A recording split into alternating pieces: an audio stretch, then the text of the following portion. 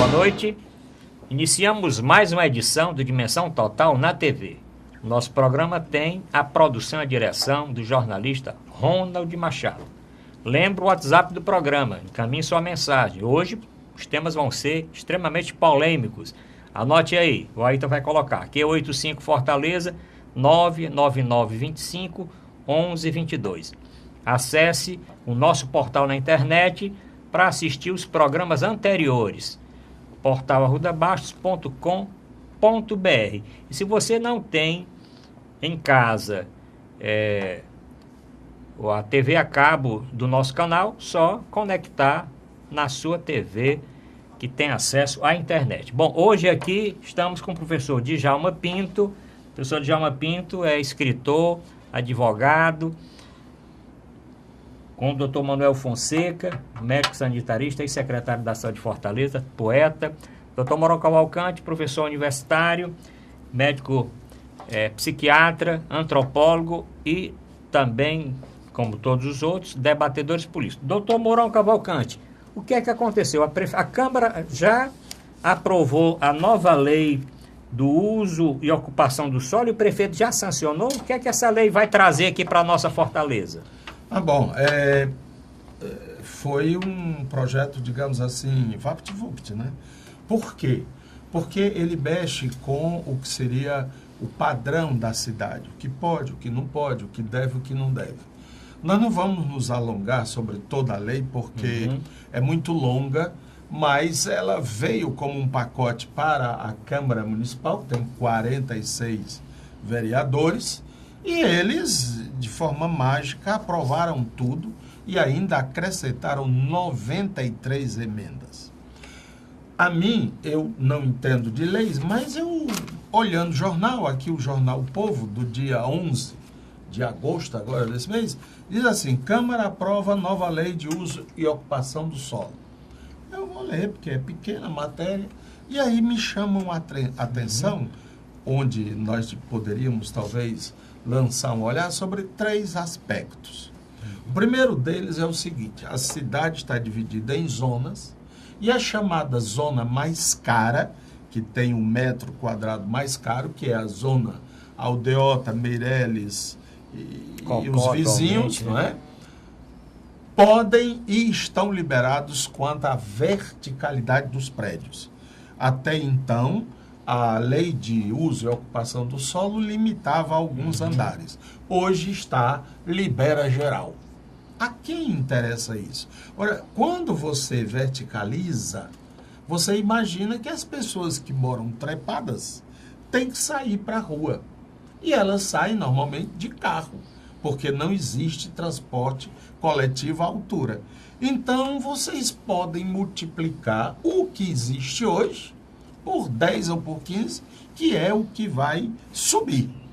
Isso, naturalmente, não corresponde ao interesse dos que moram em Fortaleza, dos seus habitantes, mas interesses imobiliários. O segundo ponto que me chamou a atenção é o seguinte: durante muitos anos, nós escutamos, vocês que também são já antigos moradores de Fortaleza, que as dunas do Cocó eram intocáveis. Sim. Aquilo ali era uma região de proteção, etc. Tal.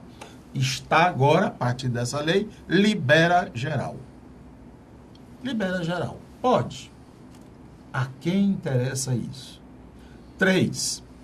Todos aqueles que ocuparam indevidamente espaços municipais, um pedaço de praça para botar um posto de gasolina, ou um restaurante, ou não sei o que, ou não sei o que, não sei o que, pela lei estavam processados, não é isso? Sim. A fiscalização foi lá, meu amigo, cadê? Pois agora foram, por essa nova lei, anistiados. Não terão que pagar multa, o processo será suspenso e felicidade geral. Eu achei tudo isso muito cabuloso. E a pressa, que é inimiga da perfeição, me aconselhou a falar sobre isso. Ninguém sabe explicar. A única voz dissonante que não concordou com isso foi o líder da oposição, o vereador Guilherme Sampaio, e uma promotora pública, que é a doutora Socorro Brilhante, que diz que a nova lei gerará impactos ambientais e de mobilidade e que o Ministério Público vai se, como é que eles dizem? Deitar não, se aprofundar, estudar, debruçar, obrigado pelo verbo, vai se debruçar sobre esta lei. Nós ficamos assim na expectativa que isso possa ser passado a limpo. Para mim fica a pergunta, por que a pressa, hein, seu prefeito? Por quê? Olha, o negócio nem chegou lá, ele já assinou. Eu nem sabia, vi no jornal de hoje ou de ontem que já foi sancionado. Isto é, organiza-se um esquema, aí entram as emendas, não é? Beneficiando não sei o quê, falando não sei o quê, menos a rua tal, pode fazer, mas não é menos não sei o quê. Será que dá para o Ministério Público dar uma olhadinha nisso? Diz que ele só trabalha provocado, né? Vamos já saber aqui o professor Djalma Pinto. Pronto. Professor Djalma Pinto, com relação a essa lei de uso e ocupação do solo. Bom, eu escutei recentemente matérias aí publicadas na imprensa que nós íamos ter o maior edifício do Brasil sendo construído aqui. Eu achei assim estranho, porque Fortaleza tem um teto até para aviação, né? Porque o nosso aeroporto fica... Tinha, pela lei, não tem mais. Os aviões que se danem. Pronto. Professor Djalma Pinto. Uma lei que vai impactar não apenas os moradores que residem atualmente em Fortaleza, mas as futuras gerações.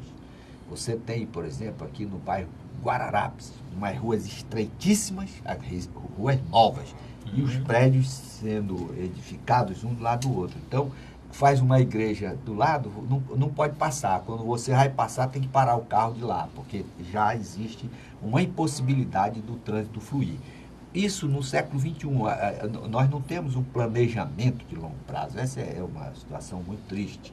A cidade, ela é a demarcação. Você vai aqui na Dom Luiz, quando passa ali na Joaquim Nabuco, lá tem um prédio lá interceptando a rua. Ou seja, faltou visão de longo prazo e a população vai pagar muito com engarrafamento, com esse ponto que o professor Mourão está levantando, que a rua ela é estreita e na medida em que você alonga os edifícios, você traz mais moradores e mais veículos para transitar no mesmo espaço que já não está comportando o fluxo atual. Então, me parece que os especialistas, arquitetos, urbanistas deviam ser ouvidos e devia-se ter uma perspectiva de que essa degradação, a natureza traz consequências gravíssimas. Muitas cidades estão pagando preço elevado por isso, e esse imediatismo da retribuição econômica não compensa com os danos que os filhos e os netos daqueles que são os verdadeiros predadores da cidade acabam suportando no curso do tempo. Professor Djalma Pinto, e cabe a quem questionar essa lei? Qualquer um pode questionar, qualquer cidadão fortalezense, ou tem que ser o Ministério Público? Aí o Ministério Público ou aquelas associações que têm legitimidade, que tratam desse tema, que possam promover ação de inconstitucionalidade ou arguir a inconstitucionalidade da norma em determinados pontos e, se for o caso, promover ações civis públicas para questionar determinados dispositivos ou aplicação desses dispositivos. Doutor Manuel Fonseca, com relação às dunas, com relação à altura dos edifícios, com relação à modificação desse uso e ocupação do solo aqui na nossa cidade. Nossa cidade já é tão assim, cheia de problema, né? Do jeito que está, liberando, fica uma coisa mais complicada, não fica não? Pois é, eu não sei se essa lei contraria o próprio prefeito, né? Porque o prefeito fez um projeto para Fortaleza 2040. Eu lembro, o senhor até participou, eu participei desse projeto na área de saúde, que visava criar uma ambiência, inclusive com grandes corredores, né, que facilitasse o fluxo das pessoas, né, e particularmente do transporte coletivo. Então, de repente, vai se fazer uma lei que você libera, geral, os grandes edifícios, e se isso acontecer na orla, a Fortaleza vai ficar mais quente. Sim. Né, porque vai fazer uma barragem de edifícios que impede a circulação do ar, isso é um componente. Vai afetar o meio ambiente, porque se você libera as APAs, as áreas de proteção ambiental, para a especulação imobiliária. Eles vão entrar com todo gás, como se né, diz. como se diz, e em vez de fazer uma cidade mais horizontal, inclusive que permita o maior contato entre as vizinhanças, você está verticalizando cada vez mais a cidade. É lamentável. Seria interessante, Arruda, se a gente pudesse trazer aqui o Fausto Nilo. Sim. O Fausto Nilo é um grande urbanista, ele foi o coordenador do projeto 2040. Sim. Né? Para ver o que ele acha dessa coisa proposta pelo próprio prefeito, que propôs outra coisa diferente. E o próprio Guilherme. Né? Guilherme Sampaio também. A argumentação da prefeitura é a seguinte: grandes cidades do mundo são verticalizadas. Tipo, vamos pegar, que quase todos nós conhecemos, Nova York. Sim. Nova York é tudo verticalizado. E não tem praticamente engarrafamento, não tem trânsito por cima da calçada. Como é? É que você tem uma rede muito importante de transporte coletivo, que é o metrô. Por exemplo, o slogan da prefeitura de Paris é: você sempre está a menos de 400 metros de uma boca de metrô. Então, ali, naquela boca de metrô, onde quer que você esteja, 400 metros, você outra está em toda a cidade, porque aquilo tem articulação, é uma rede. Mas aqui, o transporte que a gente tem, quer ver só você ficar numa esquina, olhando uma esquina de muito movimento, e anotando quantos carros passam com uma pessoa. São raros os carros que passam com 2, 3 pessoas. E se forem 2, 3 pessoas, é uma família. Não é um grupo de amigos ou de interesse, etc. e tal. O que significa dizer, inclusive é uma entrevista recente do prefeito, eu quero acabar com o carro em Fortaleza. Então você começa a punir os carros, a complicar. Porque quando você pega, por exemplo, uma rua como a Ana Bilhar, ou como a Padre Valdivini coloca ciclovia, você está querendo realmente que o cara ou saia a pé ou saia de bicicleta. Então, mas essas coisas, elas são articuladas. Você não pode criar uma verticalização que a especulação imobiliária vai cair agora, os terrenos, se existem ainda terrenos vagos, vão triplicar de preço, por pura especulação imobiliária. Mas eles dizem, mas em Tóquio, mas em Nova York, mas em Londres, mas em Paris. Aqui é Fortaleza, cara pálida. Está entendendo? Ainda temos contradições do início do século XX na Europa. Esse negócio de esgoto. Será que a prefeitura sabe o que é esgoto? Fortaleza vive sobre esgotos. Isto foi resolvido. O primeiro metrô a circular em Paris, se não me engano, é 1800 e tanto, né? O primeiro foi em Londres, e Moscou também. Todas essas cidades têm redes de transporte coletivo. Aqui a gente não tem. Nós estamos aqui na Avenida Antônio Salles, né? Se você quiser ir daqui, por exemplo, lá para a Barra do Ceará, bote aí 4 horas de viagem, porque não há uma articulação. Então, aí faz essas coisas. E os 2 outros aspectos, esse negócio de anistia e construção nas dunas, rapaz, isso aí não. Doutor Djalma Pinto, para nós encerrarmos esse assunto no primeiro bloco, é uma lei de uso e ocupação do solo. Acho que essa lei é uma renovação de outras que existem, né? Essa lei entra para revogar o anterior, não é isso, professor? Eu acho que o professor Fonseca tem razão. Era melhor chamar o Fausto Nilo, o grande arquiteto. Vou chamar o Fausto Nilo para coordenar, aquele que coordenou, para discutir esse assunto aqui. É uma pessoa muito qualificada que poderá esclarecer todos os pontos de positivos e negativos que essa lei vai trazer para a coletividade. Alguma coisa mais, doutor Manuel Fonseca? Eu acho que a questão das dunas é um problema grave, não tem a menor dúvida. Porque liberando a especulação imobiliária, vai em cima, né? E em vez de você fazer uma área de acesso coletivo, alguma coisa de que todos possam Até a questão do Cocó, que nunca foi resolvido, né? O Cocó é um dos poucos rios que tem no centro da cidade. Quer dizer, isso aí poderia ser aproveitado, era uma Veneza, né? Se a gente pudesse aproveitar o rio Cocó para que todos pudessem se beneficiar. Então, de repente, está liberando cada vez mais, a natureza está perdendo espaço para a especulação imobiliária. Né? E eu tenho a impressão de que essa lei, em vez de proteger a cidade, em vez de proteger a coletividade, está protegendo os grandes empresariados da construção civil. Bom, fica aqui o convite, vamos entrar em contato com o arquiteto e urbanista Fausto Nilo para participar do próximo programa. Mas o telespectador que assistiu o nosso debate pode agora comentar a respeito da nova lei de uso e ocupação do solo. O senhor concorda com o que foi falado aqui, com a liberação do tamanho dos prédios, da altura dos edifícios? Hoje, o maior edifício de Fortaleza tem na faixa aí, de 22, 23 andares. Acho que não tem nenhum edifício que chegue a 30 andares. Nós podemos ter edifício aqui como já foi divulgado na imprensa, com 50, 60 andares, né? Inclusive falando na Orla Marítima, em outros locais da cidade. Tem outra coisa também, é que não sei se os telespectadores perceberam, quando se constrói um prédio, você tem que deixar uma área livre, não é? Uhum. Que deve ser, se não me engano, 1/3 da área. É uma fração do lote. Do prédio. Do que o prédio vai ocupar, ele tem que deixar um espaço livre. Acabou. E um advogado me informou, mas essa não é informação que eu colhi oficial, de que também, com essa nova lei, pode-se construir prédios sem garagem. E vamos parar na rua. Quer dizer,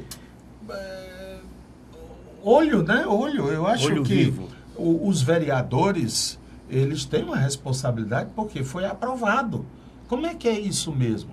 Acho que muito mais do que trazer o técnico é o vereador, para que ele explique aqui, talvez o presidente da Câmara Municipal. Tem aqui 2 convites. Com toda certeza, o vereador Guilherme Sampaio vai participar do nosso próximo programa. Esse já está sendo pauta para o programa da próxima semana. Mas eu renovo o convite. O telespectador pode encaminhar agora sua mensagem pelo 99925-1122. Comente o que nós falamos aqui, do uso, da nova lei de uso e ocupação do solo. Vamos para o nosso primeiro intervalo. Voltamos já. Aproveite o intervalo para comentar. Voltamos já.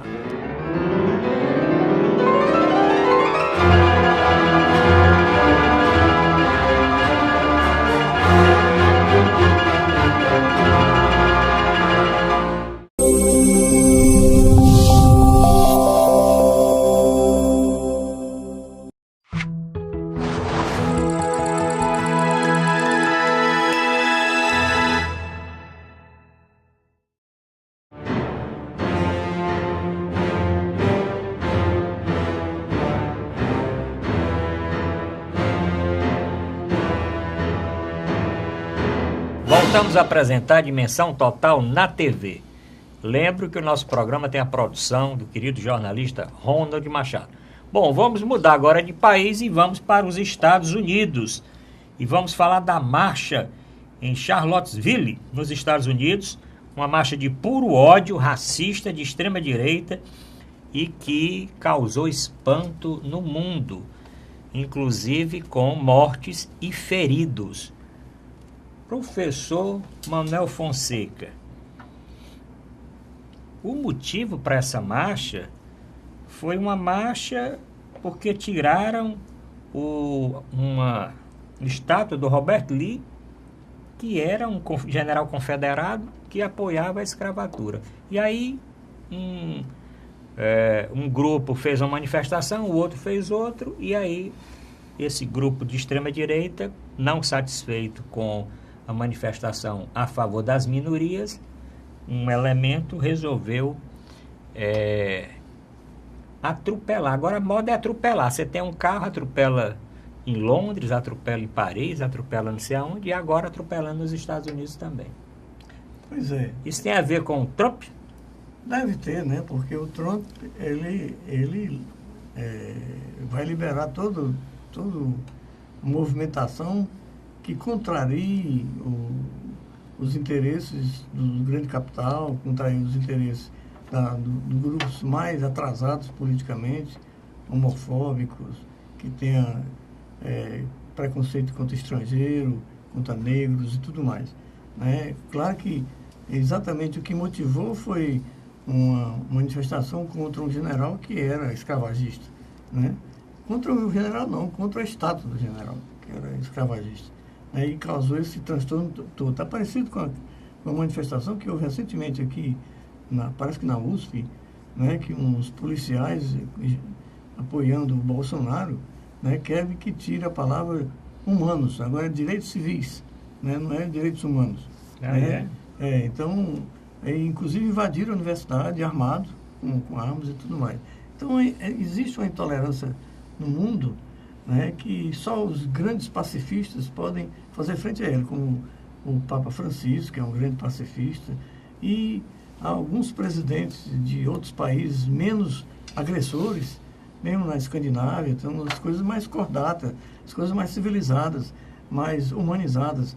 O Trump está querendo dizer que ele, de novo, é o bastão do mundo, né? Que quer comandar o mundo com violência. Né?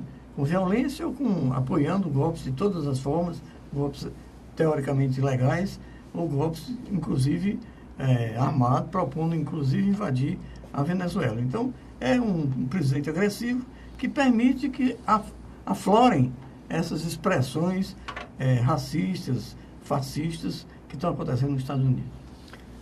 Professor Mourão Cavalcante, cidade onde morou Thomas Jefferson tenta superar a violência e resgatar a tolerância depois do acontecido. E o Trump nas redes sociais, que eu não sei porque o cara só fala em rede social, né? No Twitter, não sei o quê, condenou, mas sem citar os grupos.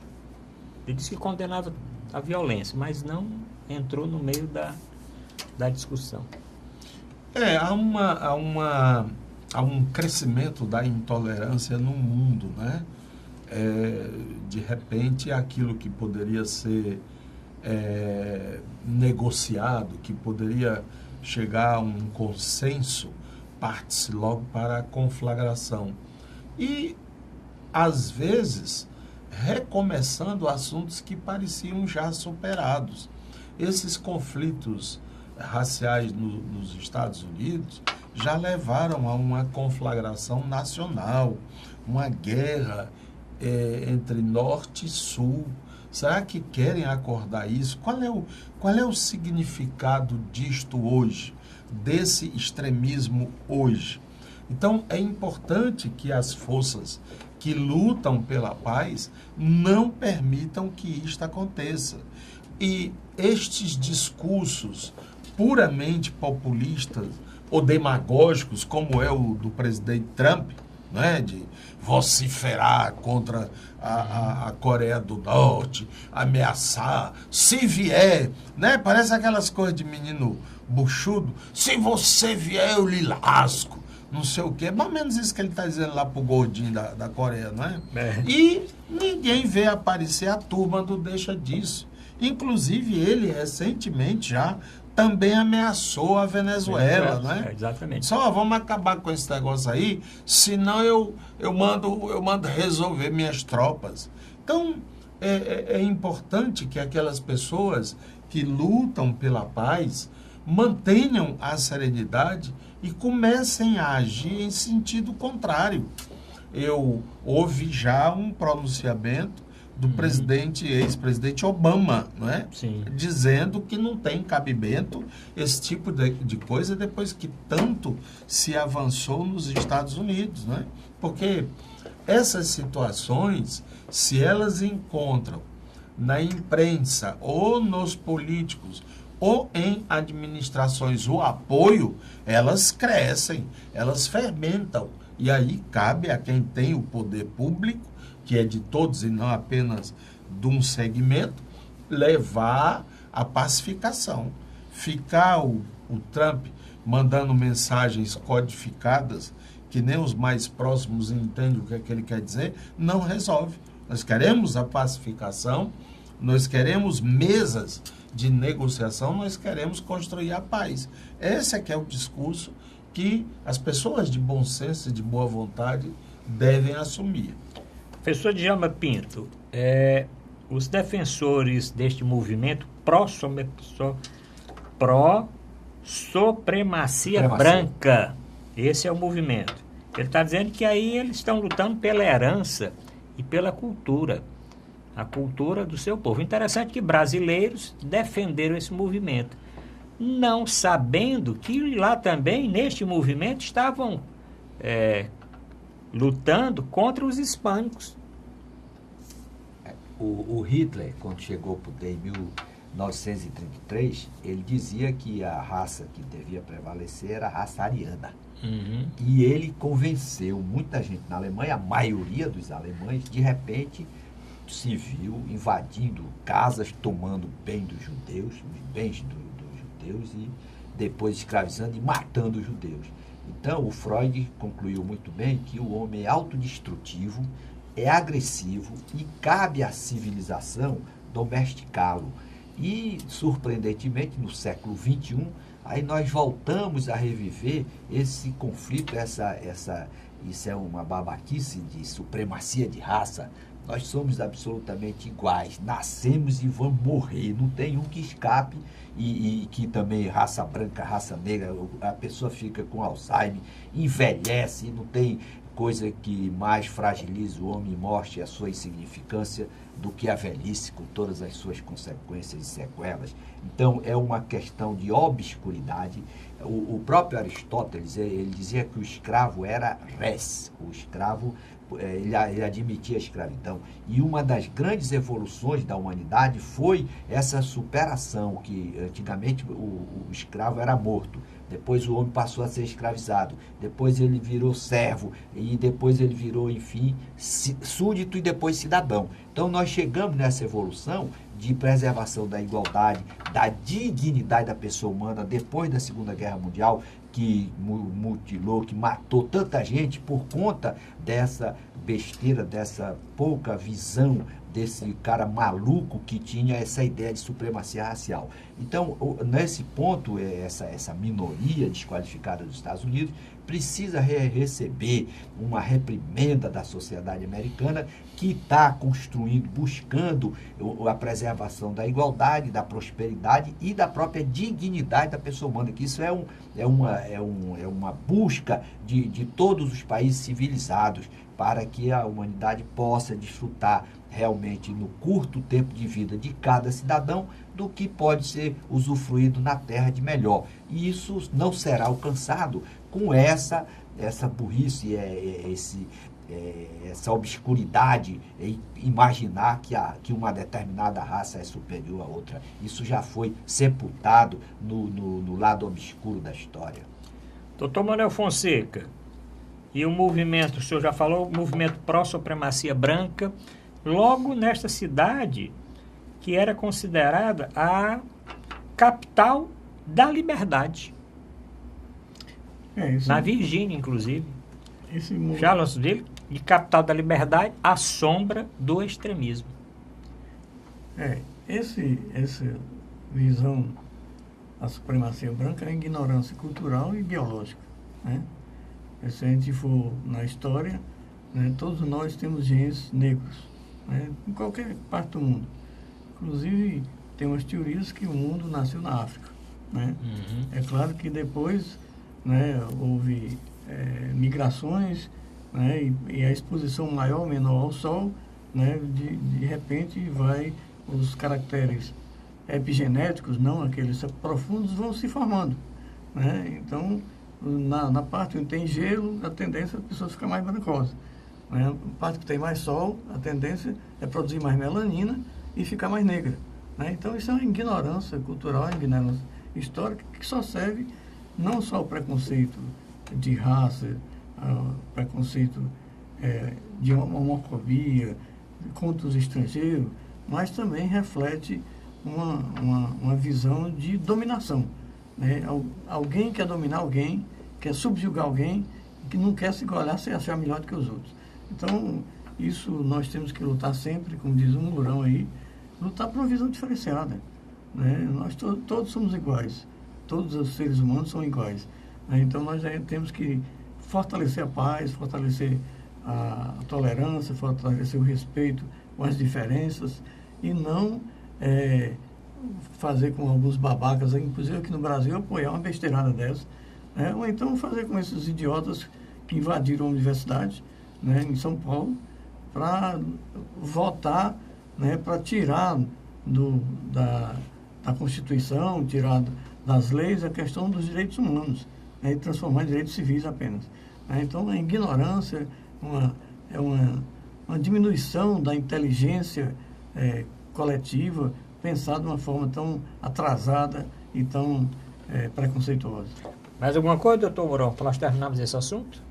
Tem que, eu acho basicamente isso, né? Eu acho que tanto o Congresso como o Senado dos Estados Unidos, tanto os democratas como os republicanos, não podem aceitar, porque esses tipos de movimentos, a gente sabe como começa, mas ninguém consegue pará-los não, quando eles adquirem uma certa velocidade e dimensão. Então tem que agir agora. E tem que agir com muita firmeza. Bom, Vicente, vamos terminando agora o segundo bloco, porque no terceiro bloco nós vamos pautar o programa de acordo com as mensagens encaminhadas pelos nossos telespectadores. Uma pauta, o aumento do déficit fiscal. Uma outra, professor Djalma Pinto, reforma política e o distritão. Professor Djalma Pinto, nós vamos discutir aqui o distritão e o fundo partidário e outras coisas mais. E um outro ouvinte mandou perguntar aqui à mesa o que os nossos debatedores acharam da visita à noite, ali fora da agenda, da nova Procuradora-Geral da República eleita e ainda não empossada, Raquel Dodge, encontrando com o presidente Temer nas caladas da noite, sem uma agenda oficial e passando 10 dias sem comentar nada, e agora comentou que foi lá para discutir a sua posse, mas isso tudo fica para o último bloco. Voltamos já.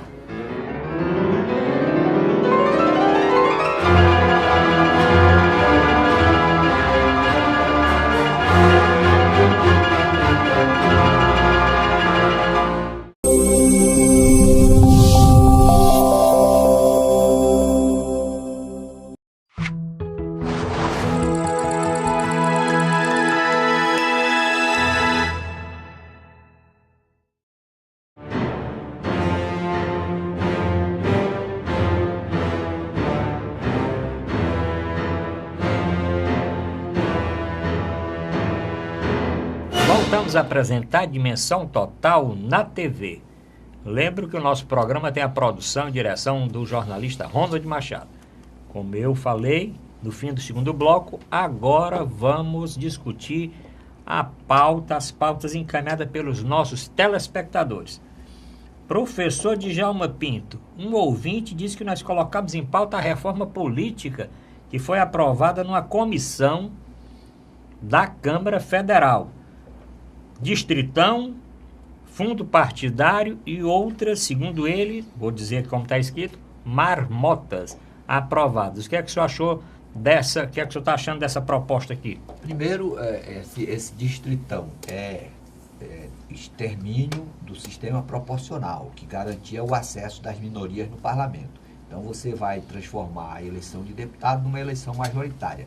Aqueles que são mais conhecidos, que têm mais dinheiro das emendas parlamentares, têm uma possibilidade maior, inclusive com tempo muito reduzido de propaganda eleitoral, de serem os mais votados.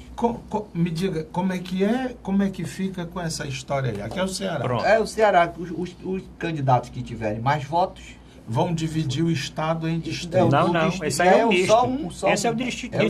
distritão. Esse é quem foi para votar do Estado quem todo. for mais votado são... Quantas vagas são de deputado federal? 46, né? 22. Não, 22. Os mais votados levam. São 22 primeiros. os 22. mais Não votados. interessa que seja... Não. Aí o outro detalhe, financiamento público, 3 bilhões e 600 milhões de reais serão destinados a financiar os representantes do povo. Problema número 1, o povo quer financiar esses parlamentares, um parlamento sem credibilidade nenhuma, e depois financiar pessoas que têm 10 denúncias. O cara tem 10 denúncias, tem estuprador porque está condenado na primeira instância, mas não foi condenado por órgão judicial colegiado. Tem um lá que está condenado, não, mas cumpriu a pena. Esse é o perfil do político que o Brasil quer financiar. Então, me parece que o que nós precisamos imediatamente é aplicar a Constituição. A Justiça Eleitoral tem que reconhecer qual é a contribuição do direito eleitoral e do direito constitucional para combater a corrupção na República. Como é possível você ter no parlamento 200, 300 parlamentares denunciados, com denúncia recebida na Suprema Corte, e você vai exigir que a sociedade financie a eleição dessas pessoas, o delinquentes voltar para o parlamento para ser um legislador? Entendeu, professor Arruda? Então, eu acho que nós precisamos, primeiro, fazer uma interceptação, dificultar o acesso. O preso sai da penitenciária, lá da delegacia, conduzido do camburão para ser votado. Depois vai tomar posse como vereador. Isso é uma coisa incompatível com a civilização, com a própria Constituição. Precisamos dar efetividade às normas que exigem exame da vida pregressa para garantir-se a probidade administrativa e a moralidade durante o exercício do mandato. Você convocar o povo, tirar 3 bilhões de um país que já está com déficit monumental para financiar a eleição de pessoas que estão envolvidas com polícia e levando a política para a polícia, realmente, eu acho que nós não chegaremos em bom lugar. Doutor Manuel Fonseca, dizem que esse distritão é exatamente para manter os atuais investigados, que são muitos deputados investigados, inclusive com o famoso foro privilegiado, não é isso, doutor Djalma Pinto? Eles não querem perder esta condição. E numa eleição sem esse distritão, fica difícil. É claro que aí os mais conhecidos, né, vão se eleger e não tem mais essa do partido em coligação eleger um outro candidato com um potencial menor. O que é que o senhor acha dessas medidas? E se elas passam ou não quando for para o plenário? Se for do interesse desse grupo, né, amorfo, que volta de acordo com o dinheiro que dão para eles, termina passando.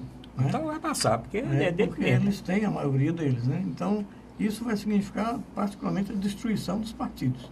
Né? Porque aqueles que são mais votados é o que vão ser, né, eleitos. Né? Então, os partidos que são menores terão menos chance de mandar essa representação e a sociedade vai ficar uma sociedade representada pelos ricos apenas. Porque os outros partidos, de uma forma ou outra, botam um palco que de vez em quando, né, sai, como até a Marina Silva, né, que veio lá da selva. Né? Então, isso não tira chance nenhuma. Né? Então, quem vai ter chance é aqueles mais conhecidos, que têm mais recursos financeiros, né? E aqueles que os partidos praticamente vão ser destruídos. Então, não vai ter linha ideológica que dê na sociedade.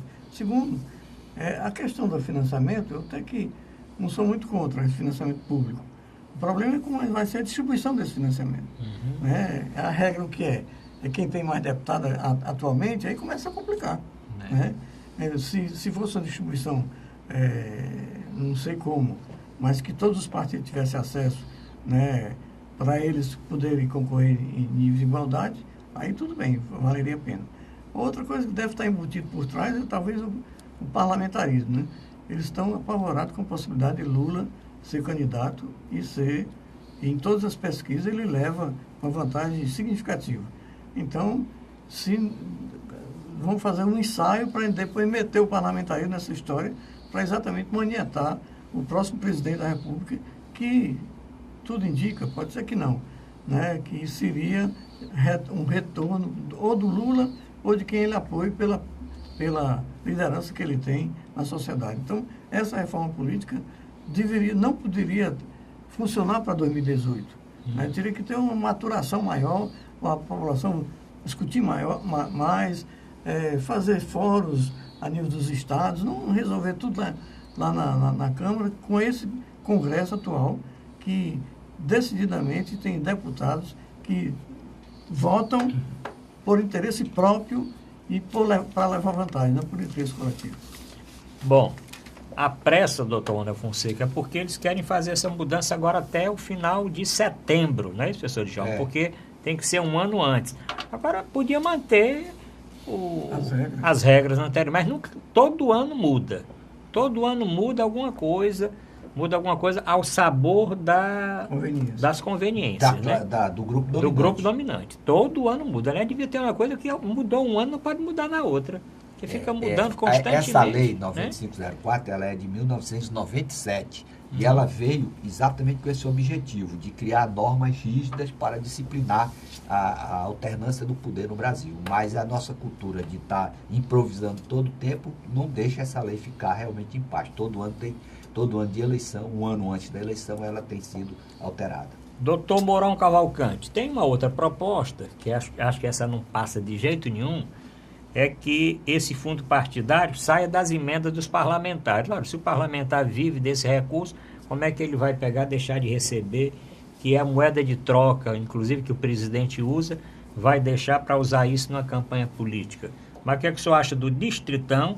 Porque tem quem diga que o distritão é uma etapa para depois do distrital misto. Mas do jeito que muda todo ano, eles querem eleger o distritão. Depois do distritão eleito, vai fazer o que quiser, a lei que quiser, para se perpetuar. Não é isso, doutor? Eu acho que mudar o nome dessa emenda parlamentar para aplicabilidade eleitoral é só uma questão de nomenclatura, porque é isso mesmo que acontece. É isso mesmo que acontece. O deputado bota lá, Centro Esportivo para a cidade de Xurim. Ora, todo mundo sabe que aquele negócio agora daquele Centro Esportivo para a cidade de Xurim tem chorim. Então, é verba eleitoral. Né? Aquele famoso centro de abastecimento da cidade de Roncoy. Ora, a cidade de Roncoy vai ter lá um mercadinho, né? Que ele botou lá no negócio dele 1 milhão e ele gasta 200 e o resto eleitoral. Então, vão criar um a mais. E uma denúncia que quase me leva às lágrimas. Cortaram do Ceará 41 mil Bolsas Família. Olha, isto significa 6 milhões por mês. São 2 emendas parlamentares por ano. Que os deputados, basta 2 deputados federais, 2, não receberem a emenda para que 41 mil famílias possam continuar recebendo o salário família. Eles querem ajudar o povo? Então entrega esse dinheiro desse troço aí. Pronto, esse meu dinheiro vai ser destinado à Bolsa Família. Eu quero ver o governo acabar? Estou falando, me referindo também aos deputados que se dizem progressistas. Os do PT, PCdoB, PDT, o Diaba 4. Entreguem a verba parlamentar, está aqui, o destino para substituir a verba da Bolsa Família que o governo está cortando. Sabe? Porque é uma vergonha você criar um fundo eleitoral, 3,6 bilhões para dar para a campanha eleitoral. Pô, se o cara é conhecido, ele não precisa dessas propagandas todas, não. Todo mundo sabe, por exemplo, quem é o doutor Djalma, quem é o doutor Arruda Bastos. Poderiam ser grandes parlamentares, o próprio Fonseca, ou eu mesmo, sei lá. Está entendendo? Porque são pessoas devotadas à sociedade. Agora aparece um cara aí qualquer E ele quer na marra ganhar, fica inventando a lei. Não, agora é o distrital misto, agora é o distrital com cebola, sem cebola. Parece o cara indefinido na frente de um como é que chama? Fast food. Eu quero meu sanduíche, mas não bote maionese, mas não bote ketchup. Sabe, é isso que eles estão fazendo. É desenhando uma legislação para poder, será que dá para eu entrar assim? Deixa eu fazer meu cálculo. Aí eu assino, se não der eu não assino. Cambada de gente ruim. É bom que o povo soubesse disso e desse um rapa geral nas próximas. Por pior que seja o aconchambro aí. Mas eles estão sempre atrás disso. Isso não é digno, isso não é justo. O cara pegar a vida dele para entrar nesse tipo de sacanagem o tempo todo. Chega, chega. Professor Djalma Pinto, atendendo nosso ouvinte, vamos mudar a pauta para a visita noturna, 10h30 da noite, da procuradora eleita, Procuradora-Geral da República, Raquel Dodge, ao presidente Temer. Precisava dessa reunião ser nesse horário e sem uma agenda oficial do presidente Temer? E ainda o presidente colocar, olha, eu vou dar posse, contanto que você venha tomar posse no Palácio. Eu não quero dar posse lá na Procuradoria. Hoje, a Procuradoria já disse que a posse vai ser na sede da Procuradoria e não onde o Temer sugeriu. Mas não causa, assim, um certo mal-estar? Não é uma... O que é que o senhor acha? Eu acho que o Brasil, ele se excede nas surpresas. Se o Joelson já... O Joesley, né? Se o Joesley já tinha ido lá nessa hora, mais ou menos nessa hora, né? 10h30 da noite. Naquela situação, aí a procuradora vai também, depois do que já deu. Que procó todo. Aí realmente surpreende. Sim, o pior para discutir como é que vai ser a posse. Isso até pro WhatsApp a gente combina. Isso aí coloca realmente as autoridades num déficit perante a população, um débito no sentido de terem mais cautelas e perceber que realmente o povo está vigilante, que quem exerce uma função pública deve ter uma postura que realmente leve em consideração a preservação da sua imagem para evitar desgaste, para que o poder realmente seja exercido com credibilidade e para que, inclusive, assegure ao Ministério Público, que é uma instituição muito acreditada na sociedade brasileira contemporânea, esse prestígio que realmente ele conquistou no curso dessas décadas. Então, me parece que ela não foi muito feliz e o presidente Temer muito menos, que já tinha um precedente desastroso e não devia... Eu acho que falta aí uma assessoria, o pessoal talvez colocar assessores mais jovens, que estejam mais conectados com essa realidade da nossa sociedade, que já não admite ou que não tolera mais de determinado tipo de conduta. Professor Manuel Fonseca, e esta visita, o senhor, se fosse convidado pelo presidente Temer, o senhor iria 10h30 da noite fora da agenda dele? Rapaz, é difícil, porque eu só trabalho no expediente, né? Terminou o expediente e fim de papo.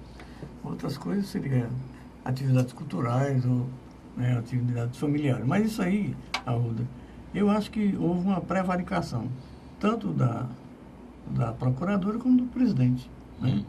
Quer dizer, o presidente está sendo denunciado pela Procuradoria-Geral da República. Sim, tem esse detalhe, né? Então, ele está sendo denunciado.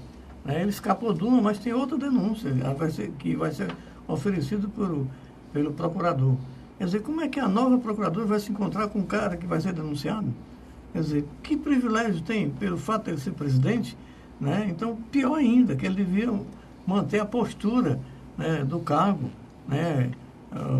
Então, e por que não faz uma pauta aberta, que os repórteres possam estar lá, ver o que é, qual é o assunto, faz as coisas na calada da noite?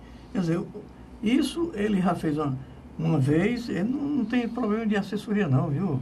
É porque eu comparo esse grupo que está no poder com aquela antiga revistinha que tinha o professor Pardal, que era o cientista do bem, e o professor Gavião, né? Eu considero o Temer como o professor Gavião. Ele está 24 horas pensando em fazer maldade com o povo, né? E se proteger. Quer dizer, é um absurdo, é um verdadeiro escárnio, né? Um presidente está sendo denunciado pela Procuradoria-Geral da República se encontrar sem pauta, e nas caladas da noite com a nova procuradora, né?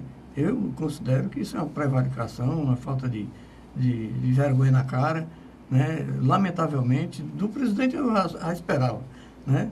Que ele não tem mesmo vergonha na cara. Agora, da nova procuradora, a gente tinha alguma esperança que, né, ela mantivesse uma postura de autonomia, né, que os poderes são um pouco vinculados, mais autônomos, né? Então, mantivesse a postura e a compostura, não fizesse uma idiotice dessa de fazer um encontro noturno, sem pauta e sem testemunhas. Ninguém sabe o que vão discutir. É de novo engavetar a nova denúncia que vem do Funaro, né? A nova denúncia que vem do Chico como é, do Cunha. Eduardo Cunha, eu já estou confundindo com a doença Chico Cunha. Eduardo Cunha, né? Então ninguém sabe o que vai acontecer nessa conversa noturna, né? E suspeita. Tem quem diga, né, professor Djalma Mourão e Fonseca, que isso foi para o Temer passar para os deputados e para a sociedade de uma forma geral, que agora PGE é com ele, né? Tem quem faça essa análise, que a procuradora caiu numa certa cilada, né, em aceitar esse convite. Primeiro que é o seguinte, não foi divulgado pelo Palácio esse encontro, não. Emissoras de televisão que mantêm suas câmeras ligadas, escondidas ali com alta potência para ver pessoas que entram ali pela madrugada à noite, viram ela sair do carro a longa distância e a imprensa colocou. Depois que colocou, a futura procuradora-geral ficou calada, a PGE também ficou calada, e só agora, recentemente, disse que o encontro foi um encontro institucional para combinar a posse dela e que não tinha sido aceito o convite para a posse ser no Palácio. A posse ia ser lá com o Janot passando o cargo, porque queriam fazer no Palácio para constranger também o atual procurador a talvez desistir de ir fazer o seu discurso no Palácio, que eu acho que talvez pela postura ele não iria deixar de comparecer, mas o que é certo é isso. Doutor Mourão, tem um outro ouvinte que mandou uma outra mensagem aqui. Ele disse o seguinte: esse aumento do déficit fiscal não era briga danada na época da Dilma, que não podia ter aumento de déficit fiscal, porque isso, o mercado tinha um entendimento que isso não podia acontecer, era um certo descontrole das metas. Com essas metas tão arrochadas a ponto das Forças Armadas agora estarem totalmente sem recursos. Diz que as Forças Armadas, professor Djalma, estão passando por grande dificuldade por falta de recursos. Mas agora a previsão é que se aumente esse déficit em 20 bilhões, passando de 139 para 159. Tem quem diga aqui nas mídias sociais que isso vai chegar a uns 170 bilhões. O que é que o senhor acha? O governo não vinha, não era para controlar esse déficit? Como é que o déficit está aumentando?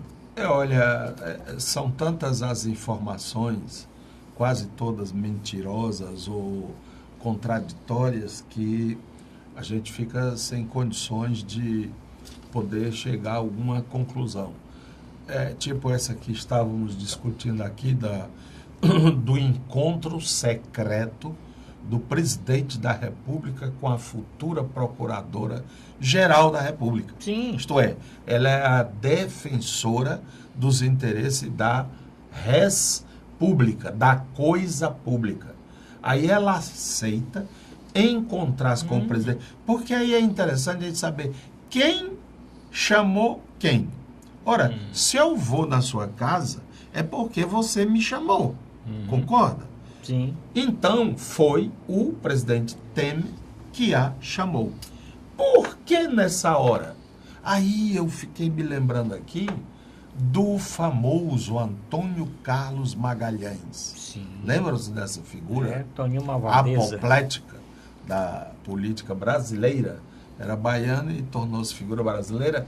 Ele dizia assim: sobre o presidente Temer, né? Na época ele era deputado, ele disse que é o vampiro, né? O mordomo de vampiro.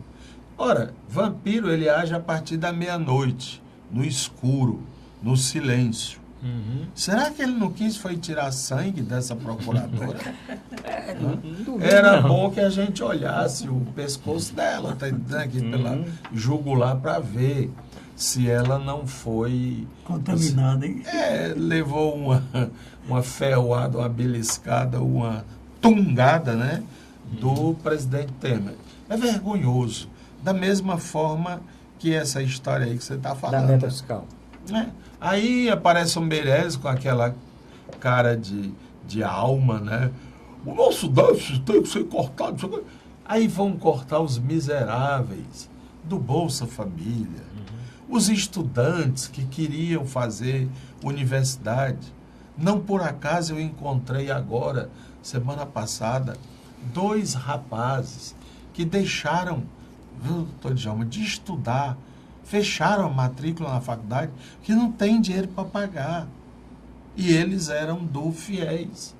E ele disse, doutor, nós estamos no que eu chamei de uma sinuca de bico. Tem que pagar o atrasado e não pode continuar os estudos. Tá? Então, aí aparecem essas emendas parlamentares, aparecem essas coisas. Quer dizer, os homens frios, burocráticos lá de Brasília, tira esse negócio de Bolsa Família, tira esse negócio de FIES, tira esse negócio de saúde. Agora estão tirando os exames de controle dos que dos que portam o vírus da AIDS, né? Não precisa mais fazer controle, não. Aí tomando aí o remédio, se der certo, Deus, se não deu, morre. Né? Vão criando. Acabaram. Que crime, meu Deus! Fecharam a farmácia dos trabalhadores. A farmácia dos trabalhadores. Parece que não é nada, mas uma faxineira que eu conheço, ela diz, doutor, eu comprava meu remédio, que ela é epiléptica. É epiléptica, ela já teve de dar várias convulsões. Eu comprava meu remédio por 3, 4 reais no máximo. Dava por mês. Cheguei lá, não tem mais não, acabou-se. Agora, doutor, vai ser 36 reais a caixa do remédio. Parece insignificante, não é? De 4 para 36, bom, besteira, só 30 a mais. Mas para ela, isso é pesadíssimo. Ela diz, vai ter alguns dias que eu vou ter que fazer minha faxina a pé, porque eu não tenho dinheiro para pagar o ônibus para poder tomar o meu remédio, senão eu fico doente. Pode um negócio desse? Aí fica esse cara lá esse Meirelles, aí o déficit fiscal não pode fechar, não fecha. Fecha e vai embora, cara. Joga essa chave no mar e deixa que o país resolve. Professor Djalma Pinto, atendendo aqui a pauta do nosso ouvinte falar nesse aumento do déficit fiscal. Aliás, o governo, pode ser que durante a semana ele anuncie, ele está adiando novamente, pelo que eu vi aqui, o telespectador encaminhou, ele ia anunciar esse déficit de 169, 170 por aí, 150 e tanto, mas ele resolveu adiar, porque ele está querendo aí colocar outras coisas no meio de um pacote, quer apresentar um pacote. Aí já é a equipe ali de marketing querendo dizer, olha, faça alguma coisa aí, corte alguma coisa aqui, corte alguma coisa acolá. Professor Djalma, esse corte, mas a equipe econômica não ia controlar isso? O que é que descontrolou mesmo? Porque a inflação diz que está controlada. A taxa de juros baixou. Estamos crescendo. Estamos crescendo. E além do mais, o dólar está por aí. Né? E por que tem um déficit desse? É porque o presidente gastou demais, abrir os cofres aí para alguma coisa estranha? Olha, o problema é o seguinte, o dinheiro do Estado, ele não cai do céu, nem dá em árvore. Todo o dinheiro do Estado ou sai do bolso de cada contribuinte, ou vem de empréstimo. Então, o que é que acontece? O Estado brasileiro, ele tem uma capacidade de gastar. Todo mundo chega no Estado, rapaz, quero um projeto, quero isso, quero aquilo, e não há um controle de gasto. O problema é esse. Que o Estado tem que ter uma comparação com a sua casa. Você ganha 40 mil, gasta 70, vai ter que tomar dinheiro emprestado. Então, o que é que acontece no Brasil? Está ficando agora transparente. O Brasil tem uma despesa muito alta e a receita que o Brasil arrecada, inclusive com a arrecadação caindo, não foi suficiente para pagar o que está comprometido com gasto. Aí fica realmente agora, tem que aumentar o nível da despesa, que quanto era 150, cento e poucos bilhões de reais, que eram as despesas inferiores às receitas. Aí, como o Brasil não está crescendo, não tem produção, não tem pagamento de tributo em escala crescente, aí a despesa também não desce, aí realmente fica complicado, qualquer que seja o governante. Inclusive o Nelson Barbosa estava sugerindo para que tivessem os parlamentares ideia de quem vai ser o próximo governo. Porque se o próximo governante for de direita, de esquerda ou de centro, qualquer que seja ele, nesse cenário de despesa maior do que receita, ele vai ter problema. Como é que você vai administrar sua casa se você gastar mais do que você arrecada?